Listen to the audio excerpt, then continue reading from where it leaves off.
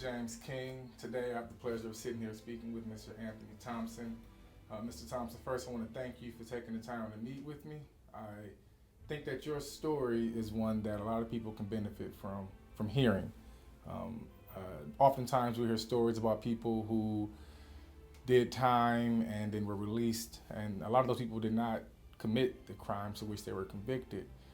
I think there is another side to some of the things that go on in our society, and one of them speaks more to your story, in which people make mistakes when they're young, and then they're afforded a second chance, and they make the most of it. So thank you for coming. It's a pleasure having you here. I appreciate you for having me, Mr. King, and I appreciate it. Not a problem. So I want to get kind of right into things. How much time did you serve before you were released?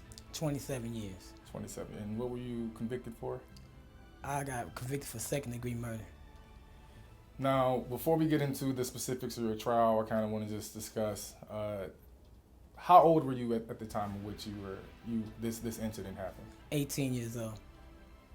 18 years old. And what kind of person were you at that point in time? Or did you have any dreams and goals of what you wanted to do when you were an adult? Yes, I wanted to be a baseball player, a professional baseball player. Every day that I was going to school, that's all I thought about. I woke up every day trying to be a baseball player. You played baseball? I played baseball. Nice. I played a little baseball myself. It's a good sport. Did you play high school baseball? Did you play in leagues or just play recreational? I played high school baseball. When I went to high school, Mackenzie High School, I played for Mackenzie High School. And I was having a good time playing for Mackenzie High School. Before this incident happened, had you had any run-ins with the law, or did you just live a pretty much straightforward, narrow lifestyle? No, I had run-in with the law. I had drove a car once before. My friend had let me drive his car, and I got probation for it. I understand. Let me ask that a more pointed question. Had you had any convictions or arrests for any violent crimes? No. So it's safe to say you just weren't a violent person? Yes. When this incident happened, I want to kind of just take you to where your mind was at this point in time. Were you working? Yes. So you were employed? Yes. Had you graduated high school yet? No. So you're employed, and you hadn't graduated yet, and you had these goals of being a professional baseball player. And then all of a sudden, something happened to change all of that. Yes. You want to walk us through what that was? Well, one night I got off work and I was working at Taco Bell. And every time I get off work, I always go check on my brother. Mm-hmm. When I got off work this particular night, I was on the street called Plymouth. And when I turned down the street called Plymouth still, I seen my little brother outside the store. And I was like, something don't look right. And then when I got to walking halfway through where he was at, I seen this guy, him and this guy was arguing. The guy said, I'm gonna kill you. Then I just started running and I shot the guy. And it was like, after I shot the guy, I just started crying because I was like, my life over with. And just like I said, when it happened, it was the most terrible thing, because the first thing that came to my mind is that I seen this young man down here laying this pound of blood, and I see he dead. And then it's like, I'm standing there saying to myself, now my life is over. What am I going to do now? And, a lot of times people don't think about it, but it was the worst day of my life. Sitting here today as we have this conversation about what happened, do you regret the actions that you took on that day? I was in a situation that I would never want a lot of people to be in, because my mother had me growing up saying that if anything happened to your family, you got to be the one to protect them. When she said that, I took it the wrong way. She was just telling me to try to just make sure they get home and try to communicate. But at the time my case happened, I didn't know how to communicate it. I just reacted, and the reaction got a reaction that it shouldn't have got. If I would have been a person taking the time out to think, it never would have happened. I could have did the situation different, but I reacted. How often do you think about that day and the things that happened? I think about it every day, because you have to think about, I think about, it's a young man that got killed, his mother don't see him no more. And his brothers and sisters, they don't see him no more.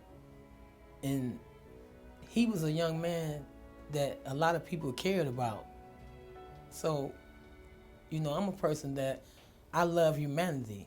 It's just something that happened, but I regret it every day. I'm sure you do. There's a study that says that the frontal lobe of young men who were the age that you were when this happened hasn't fully developed, and so they're not able to think or rationalize. Instead, they just act on impulse, and it kind of sounds like that's kind of like what happened here. Yeah. That's what happened with me. A lot of times, that's why I try to tell young people now, don't react.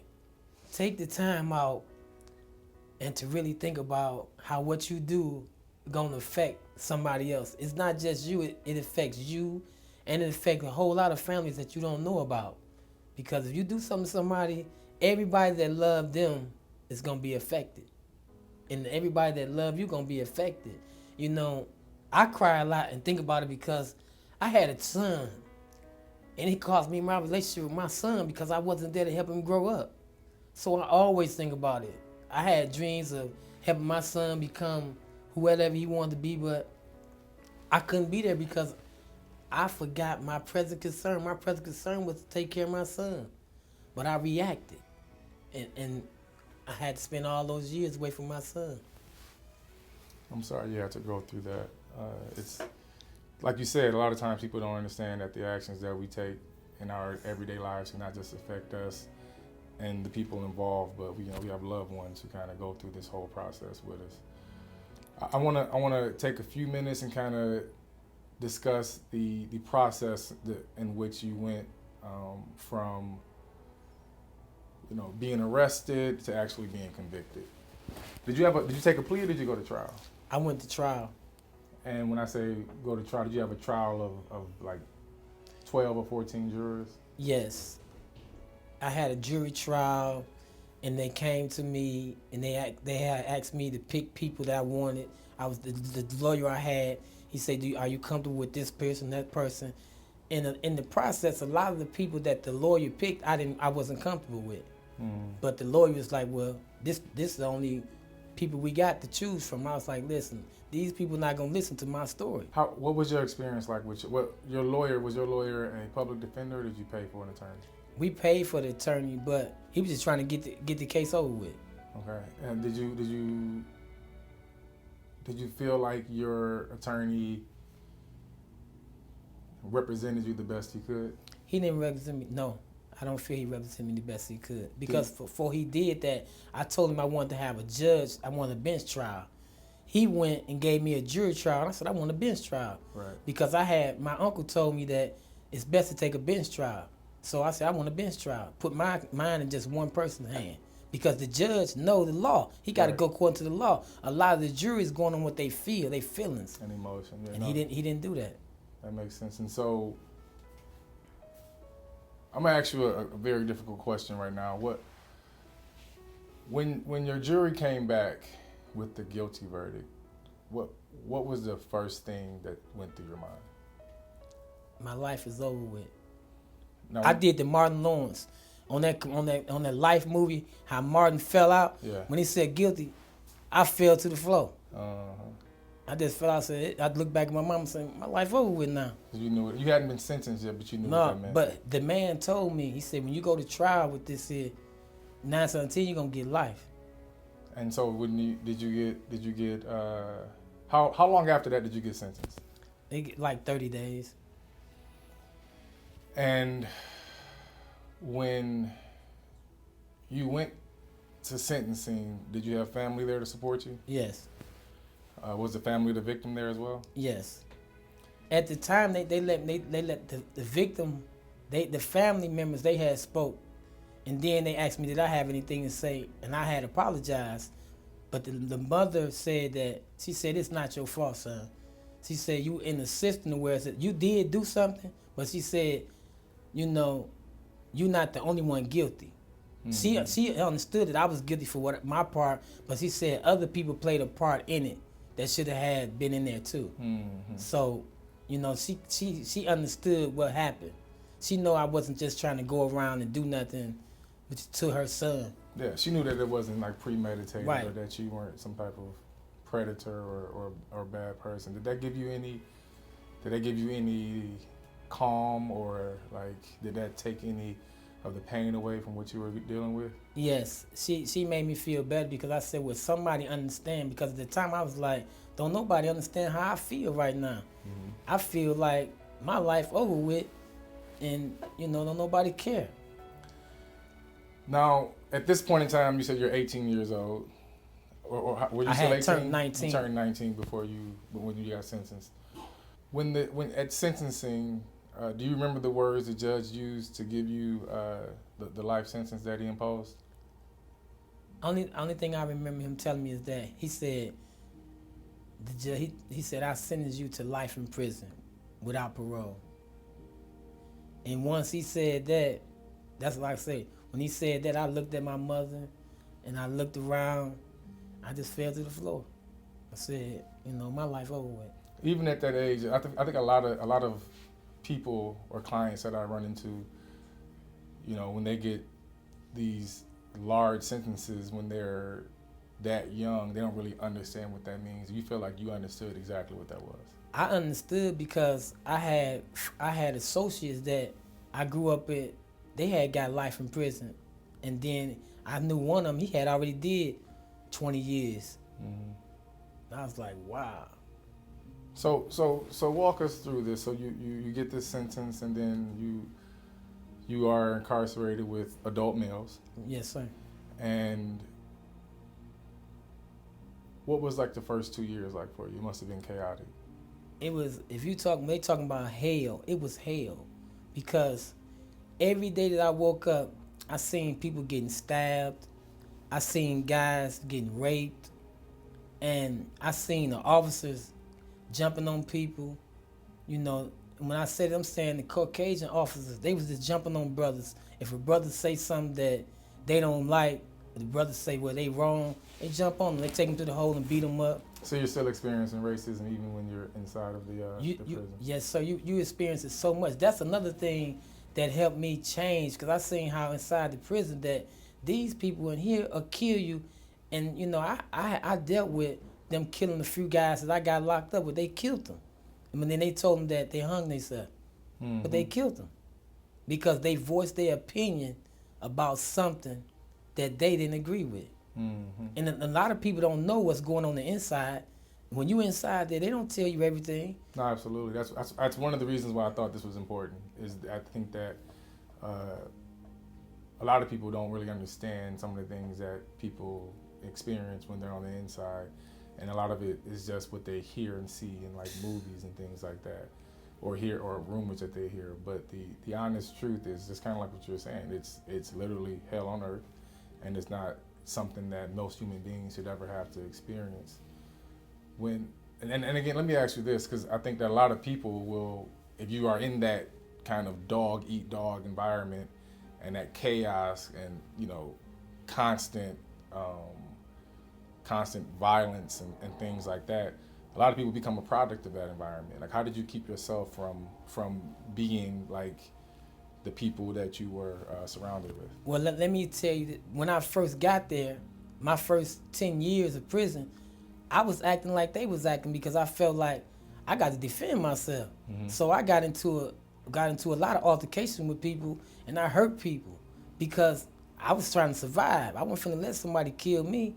But to answer your question, what happened is that I started going and I learned read self-help books, and I started reading those books. And when I started reading books, it started giving me a better insight on life. It started helping me learn how to communicate better. And I took this class called Chance for Life. The Chance for Life class, it taught you about communication. I learned how to communicate better with the officers.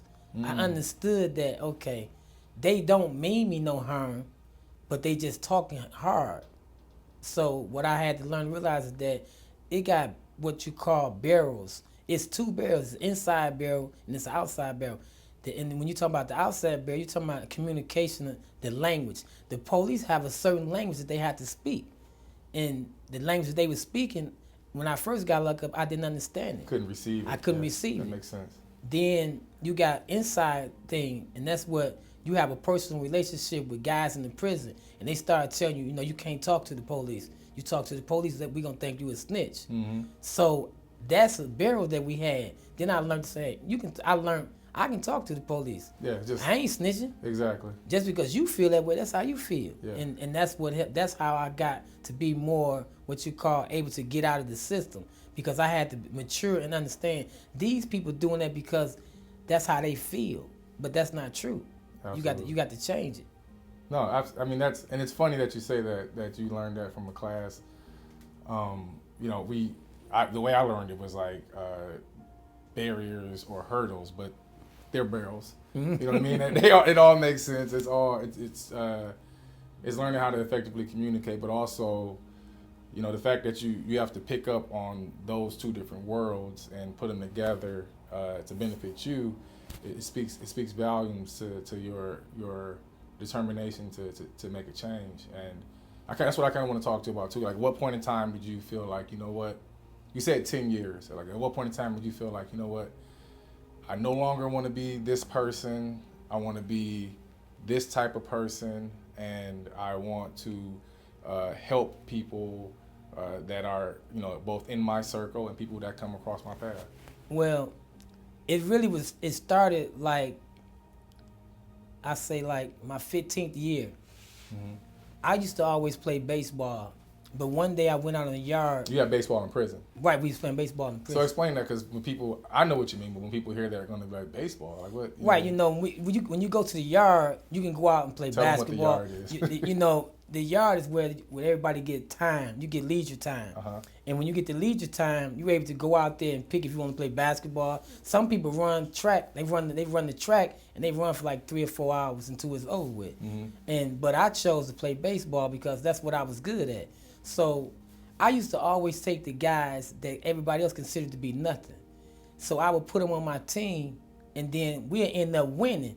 And people be like, how did y'all win? I said, because I had them believing that they could win. Mm-hmm. And even though these people was more talented, I had them believing they was more talented. And then once I seen the effect that I had on those children, and I seen that they kept them children out of trouble, I said, man, I can continue doing this. And then the children started claiming like to me. Right, I was a coach. Gotcha. And I started doing this every day. So every day I would do this here, and I started changing the children. So it made me want to change. I said, man, I got to keep doing this. I like the feeling. Absolutely. And that's what happened. All these children, I kept them out of trouble, made sure that they go home. I talked to their parents. I said, listen, I'm going to make sure your son come home. He ain't going to get in no trouble. And I liked the fact that the children changed. Because at first they didn't have nobody, but then they felt like they had somebody that can give them hope. And then when they got ready to go home, I said, listen, when you go home, if you need something, I got somebody that can help you to get there. Mm-hmm. And that's when it started changing. So what kind of, did you do, you said you did the one class, what was it called? Chance for Life. Chance for Life. Did you do any other classes, any other self-help classes? I had, like the church, we used to have people coming in, they volunteer and stuff. Uh-huh. So I used to go to the church classes and just take their class. Then they had the More Scientific American. And I used to go and read their books. And I became a member. Mm-hmm. And then once you take it, it's set up to say it's the Savior for Save Humanity. Mm-hmm. And it's, you know, they got the principles: love, true peace, freedom, and justice.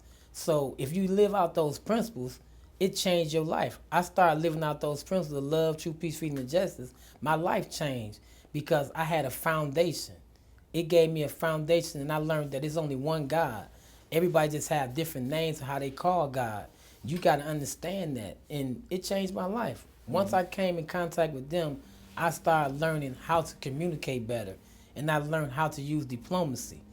So it helped me out to whereas that I was able to communicate with anybody then, but before that, I wasn't able to communicate because I didn't know how to listen.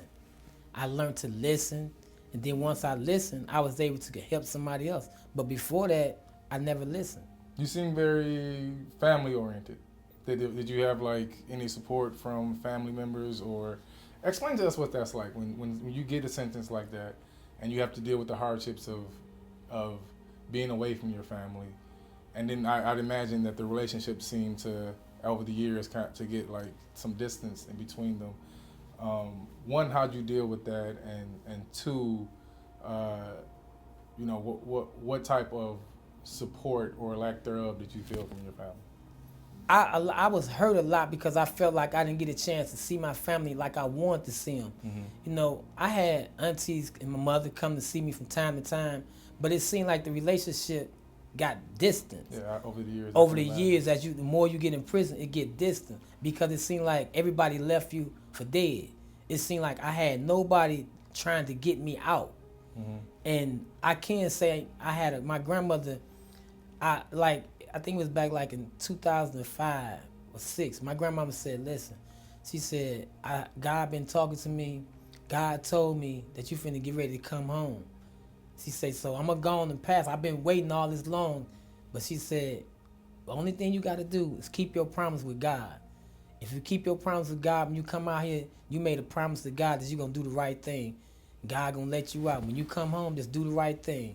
I said, Grandma, I'm going to do that. And that's one of the things that kept me focused. My grandmama told me that God said I was finna come home. He said, you just got to prepare you. And then it kept me focused. And then like now, that's what keep me focused today when I got out here, because I promised my grandmama I was going to do the right thing, and I made a promise to God. So we're going to get to like the things that you're doing now.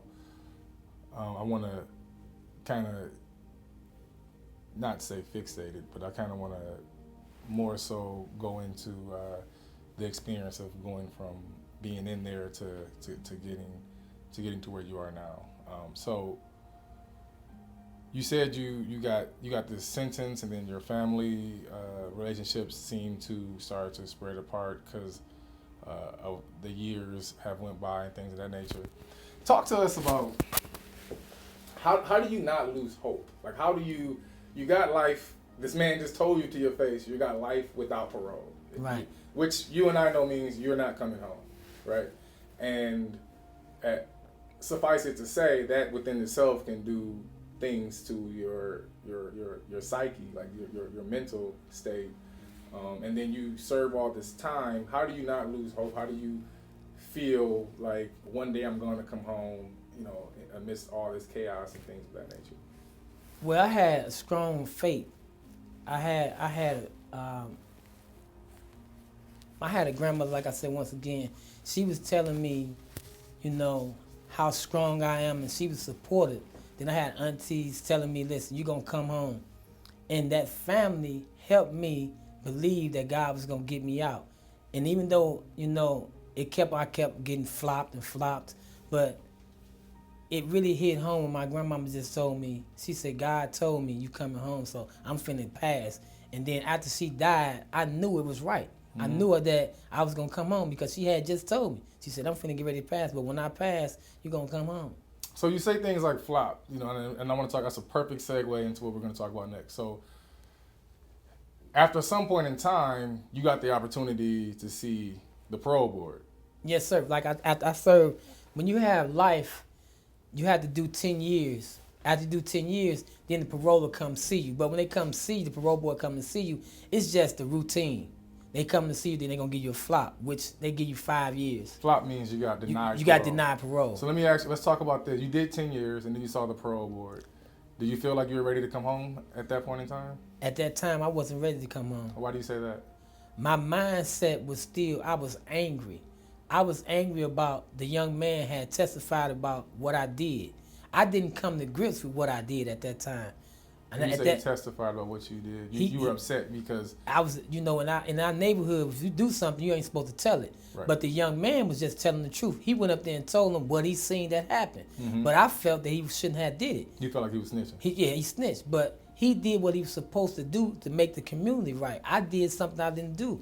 Supposed to do, but I didn't want to accept it. At that time, I didn't come to grips with it, so I wasn't ready for parole.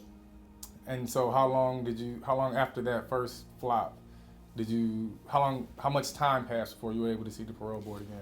Another 4 years passed, and then the 5th year, I seen the parole board. And let's talk about that. What happened when you went in there that time? When I seen the parole board, then The lady asked me a question. She said, "Did you do this crime?" I said no, and right there, I wasn't ready to go home once again. You hadn't accepted it yet. I hadn't accepted it, and I still wanted to deny it. I didn't want to take responsibility, which let me know I wasn't ready to come home. So how old were you at that time? When I was about 35, Mm-hmm. but I wasn't ready to come home. See, a lot of people won't tell the truth, but when I look at it, I wasn't ready. My mindset was, this guy told on me, I'm going to get him. Mm-hmm. He wasn't supposed to do that. So he wasn't ready. That's why I got denied parole, because I wasn't ready. Well, when you got denied parole, were you angry at the parole board? Were you angry at, like, what was your mindset? I would say I was disappointed because I couldn't understand why. But when I look back on it now, I understand at the time, the lady could see that I was lying. Mm-hmm. She looked in my eyes, she looked at me, and she shook her head. She said, "You don't even realize I know you lying." Mm-hmm. So she knew that I was lying. I didn't even know she knew I was lying. She could read my body language, and she seen it through my eyes that I was lying. That was your second flop, you said? Yeah, that's the second flop. So I then got. you go 5 more years pass. 5 more years And pass. now you get back in front of the parole board. Is it the same board or is it different people? It's different people. What happened is when you go, they send one person out to you. They send a person to come see you, and whoever that person be, that's who you go see. Because somebody got what it is. Somebody got to take interest in your case. So when somebody pick your case up, if they don't want to, they ain't got to do it. But when you got life, somebody pick it up and get interest in it. They coming out to see if you're gonna take responsibility.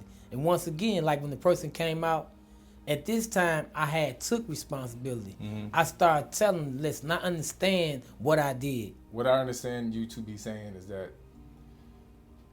you don't automatically get a public parole hearing. No. What happens is one person from the state, the board, will come and speak with you, and that person will see if you should be granted a public hearing. Yes, sir. And then once you get that public hearing, you still have to convince the members of the board that you should be released or given a parole. Yes. In my case, I had to, before I went to my public hearing, I had somebody come to see me. I had to convince this individual that I was a person that's capable of coming out here in society and make it. And once I talked to her, she said, well, you're going to make it in society because right now you have your right frame of mind. You conscious of what's going on. She said, I'm going to let you get a public hearing. When you get that public hearing, you go in there and tell them exactly what you told me. Tell them the truth. And you're going to go home. But when you go home, you better not go out there. And if you break any law, you coming back. So let's when that person comes to see you, obviously you know you're about to get a visit. With that one person, you have to convince that one person that you are worthy of a public hearing. What kind of pressure is that? To me, it wasn't no pressure because I had came to grips with the truth. See, when you trying to tell a story, it's a pressure. But if you just telling the truth, it's not no pressure. Because when they ask you the question, only thing you're doing is telling the truth. Saying what happened. You telling them what's happened. And once you tell them what's happened, it don't become no pressure. When the lady came to speak with you, did you have a plan for what you would do when you got out? Yes. She came to see me, and then I told her, I said, listen, you let me home, the first thing I'm going to do is go home, I'm going to get me a job, and once I get a job, I'm going to start saving money. I said, I'm going to save this amount of money. And she said, well, that's a good plan so far. She said, but I want you to go back and make a 4-year plan. Because I just told her, I said, well, I just got a plan for a year right now. She said, listen, you finna be on parole for 4 years. So I need you to have every day accounted for. Mm-hmm. So I told her, I said, well, they accounted for it. I'm going to work and come home and save money. And that's what I did. And I planned, I said, well, I want to try to buy me a house. I said, in 4 years afterwards, I'll be there. I'm going to get me a house. I said, when I get off parole, I'm going to buy me a house. She said, well, if you got all this here, you're going to do it. I say, this is what I'm going to do. So then we go from that meeting was at the prison? Yes. To the public parole hearing. And when we say public, that just means that it's open to the general public, right? Yes, sir. And that it's before an entire board. Yes. Now, at this point in time, when you go before the board, how many years have passed? It had been like 20, 25 or 26 years. And how old were you? I was 45 when I went. So you'd spent more time in prison than you had out in the world. Yes, sir. Walking into that room knowing that you have this one opportunity to convince these people that you should be a member of society, and that they kind of held your life in their hands. How did that feel? I was very nervous because even though I know I was telling the truth, I had in my mind that I just was scared. I was nervous. But what was on my side is that the nerves it's just normal for you to be like that. Right. Because you have faith that you finna go home, because she told me I was going home. She said, you going home. But I just was nervous because I didn't know what the Attorney General was going to say, what he was going to ask. Majority vote, right? Right. They had to vote. How many people were it? I mean, we had the Attorney General. The Attorney General was there, and then he had the chairman. So the chairman and the Attorney General, they asked me the question. Then you got like other people that got to vote for me later on. You had to get 6 people to vote for you all together out of the board. They have like 10 people. You got to get 10 of them, 6 of them for you to come home. So you had to get 6 of the 10 to agree with giving you another chance. Yes. Did you feel like you deserved parole? At this point, I felt like I was ready for parole because I understood the effect that I had on humanity. I had a real remorse. I was remorseful for what I did. You know, this time here, I understood that what I did, I had messed up a whole community. The one thing, that one crime, it hurt so many people, and I didn't realize that years before. Mm-hmm. But at this time, when I went to the parole board, I was explaining to them that, listen, I understand my actions was that of a menace.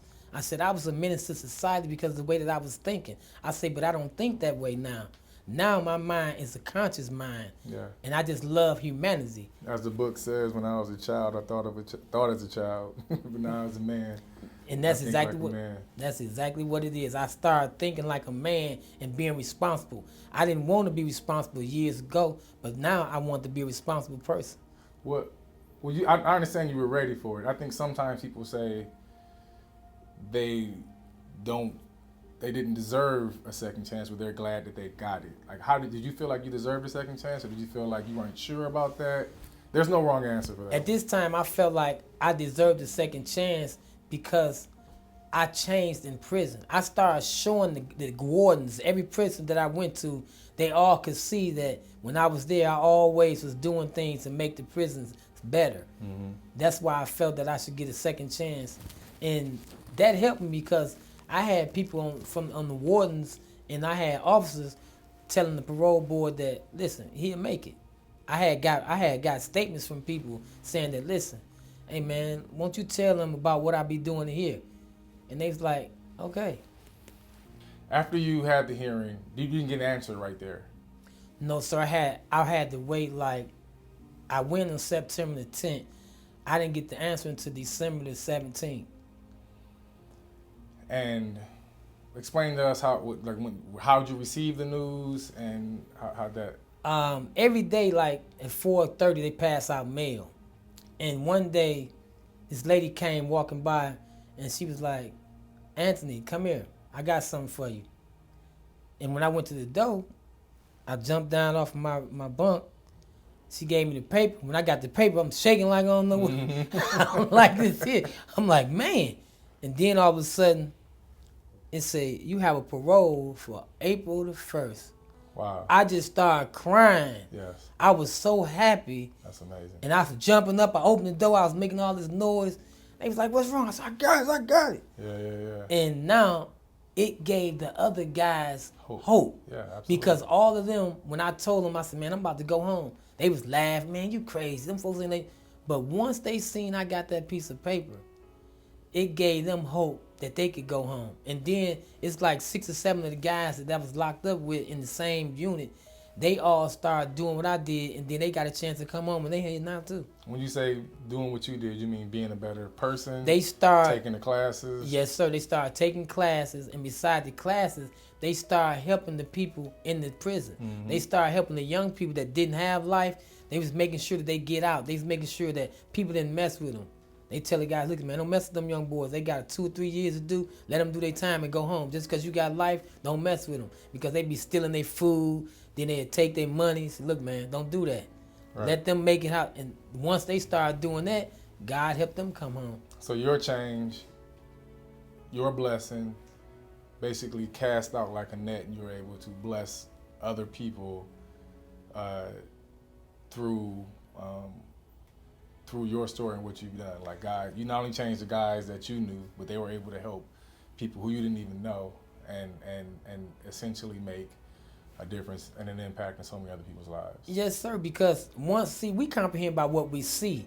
Once they seen it happen with me, because before me, all the other brothers, they kept getting denied. But once they hadn't made that change. They hadn't made the change. And that's the key thing, what you said. Their mindset was still in prison.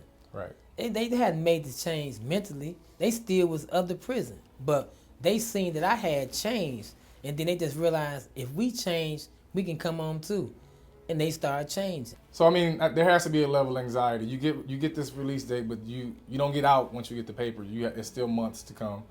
And, you know, you were incarcerated back in 1988, 1988, 89, well before the internet, right? Well before a lot of the modern technology that we're seeing out here nowadays.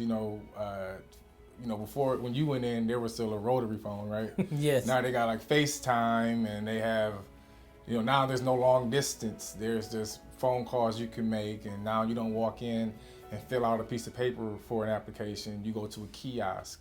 All those things are electronic. There were no ATMs when you went into prison and things like that, right? So how did you feel knowing that you were about to jump out into that world of technology and other things that you had no idea what they were about? Naturally, you curious and you afraid because you don't know really what you're getting into.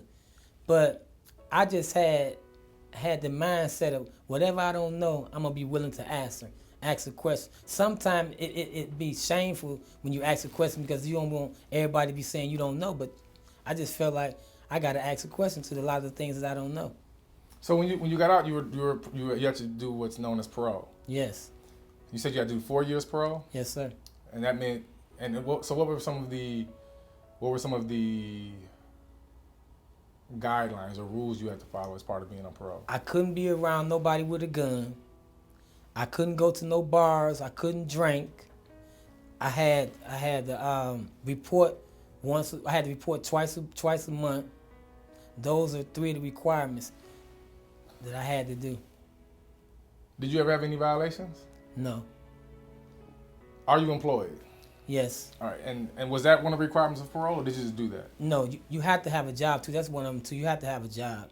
All right. When you got 4 years on parole, the first thing they want you to do is go get a job. That must be hard. You haven't been home. Like I said, technology is totally different. You have a felony on your record. Like how difficult was it for you to find employment? It was very difficult because a lot of when you come home, you want to try to get the best job. Absolutely. But when I tried to go to Ford and Chrysler, they wouldn't let me get a job because I had a record. So I had to lower my standards. I had to understand this here. You got to crawl before you can walk. I went to McDonald's and I worked at McDonald's for $9 and $10 because that was what's gonna help me get out of the situation I was in. Now, don't get me wrong. I didn't want to do that, but that's what I had to do. Right. And you're employed now? Yes, sir. No longer at McDonald's, but still employed? Yes, sir. How many jobs do you have? I got 2. All right. One full-time, one part-time? Yes. Tell us more about what you've done. I see you have a wedding ring on your hand. So how long after being home did you get married? I had been home for like a year, and after a year after being home, I got married. God told me I had went on my cousin's house one day, and I seen this young lady, and then the young lady told me her story. This lady was in a coma for 3 years, and then I said, "Nah, that's me." She was in a coma for 3 years. I said, "I've been locked up for 27 years. If anybody know how to appreciate life," I said, "she know how to appreciate life." So God was like, "That's who you need to be with. That's somebody that's gonna fight with you because she's been fighting for her life all this long. She was in a coma. You need to be with her." That's beautiful. So you guys support one another in a sense that you have a different appreciation for life. Yes, we both appreciate life because at one point in time she was considered being dead. Mm-hmm. And now I have a great appreciation for life right now because I know how it is when your life is taken away from you. I know how it is to be away from somebody that you love. So now every day I'm grateful when I wake up and see a day because I understand it's a blessing. But before when I was on the outside, I wasn't appreciating life. I thought I was, but I wasn't. I was an ungrateful young man. I love that. I think that's very powerful. And I just want to say that I think it takes strength and a different level of perseverance and faith to get to where you are after everything you've gone through. You're married. You have 2 jobs. You have a home. You guys buy a house? Yes, we just bought a home in January. You have a home, and you successfully completed your parole. Yes. So as of today, in 2021, you are a completely free man. Yes, sir. Would you ever jeopardize that? No, sir. Why not? Right now, the most important thing is to show the youth what they're capable of doing. What I do... When you say they, what do you mean? I want the youth to understand that they have a lot of ability. If they put their mind to something, that they could do it. I want them to have to change the community. They can change the community if they know that somebody believe in them. That's like now, I'm starting a business. I'm starting my business so that I can try to help children. Because children, they don't want to hear that what you gonna do. You got to start a business and tell them, I got a job for you. Once I give them a job, they'll listen to you. Because now they ain't got to go on somebody else telling them something. That's what they want. They want somebody that can help them. They don't want you to talk about it. They say, show me. So even as a free man now, you're still mentoring children? Yes, I go and talk to children because I understand people did it for me. When I was growing up, it's a whole lot of people who's trying to get me to be good. And I owe them. You've taken advantage of this second opportunity. And as we mentioned, you were incarcerated with some people who made changes for the better as well. And there's been this new law passed, not so new anymore, about juveniles and how it's not fair to sentence them to life sentences without the possibility of parole. Some judges have taken that and instead of using it to reduce the sentence and give people a date to where they can have a second chance at life, they actually just give these now men and women once boys and girls, large numbers of incarceration, like 60, 70 years. In DC, they have these things called like IRA, and across the country we have compassionate release and stuff like that, where sometimes people get a second chance. Obviously, you're a living testimony to what can happen if you give someone a second chance and the changes that people can make while they're incarcerated. If you were speaking to a person, woman or man, who makes policy or who makes law, who has the ability to give someone with a life sentence a second chance, what would you say to that person? I would tell them that a person that got life will have a great appreciation now more than a lot of people that got 2 to 5. A person that got 2 to 5, they think it's a joke. A person that got life, they learn to appreciate time. They know that time is valuable now. So if you gave them a chance, 9 out of 10, they going to do the right thing. They are more equipped to make it because the one that got little time, they think it's a game.